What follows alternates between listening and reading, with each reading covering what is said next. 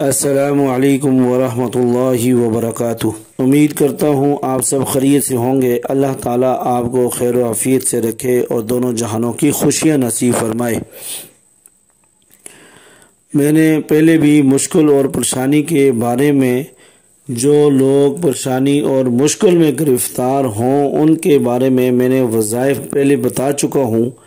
تو اکثر لوگ وہ سوال یہ کرتے ہیں کہ آسان سا وظیفہ ہو جو ہم ہر وقت پڑھتے رہیں اور ہماری مشکلیں اور پریشانیاں ختم ہو جائیں۔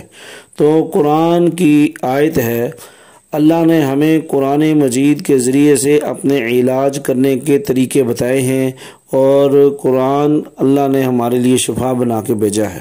تو اگر ہم قرآن کے ذریعے سے اللہ پہ یقین رکھتے ہوئے، کامل یقین اور پورا یقین رکھتے ہوئے یہ وظیفہ کریں اور یہ کلام پڑھیں، تو انشاءاللہ اللہ رب العزت کے فضل و کرم سے اس قرآن مجید کی وظائف کی برکت سے یہ مشکلیں اور پریشانیاں آسان ہو جائیں گی، ختم ہو جائیں گی، اور جو گرفتار ہیں ان چیزوں کے اندر اللہ تعالیٰ ان کو نجات عطا فرمائے گا۔ تو قرآن کی آیت ہے، حسبی اللہ لا الہ الا ہوا علیہ توکلت وہو رب العرش العظیم۔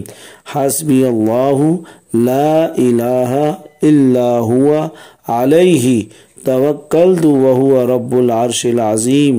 حسبی اللہ لا الہ الا ہوا علیہ توکلت وہو رب العرش العظیم۔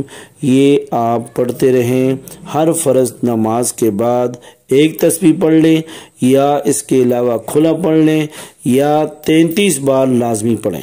33 بار دھیان کے ساتھ پڑھ کر اللہ رب العزت سے دعا مانگیں، انشاءاللہ اللہ رب العزت آپ کی مشکلیں اور پریشانیاں آسان فرما دے گا۔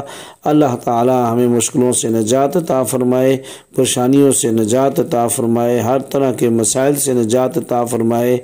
آمین والحمد للہ رب العالمین۔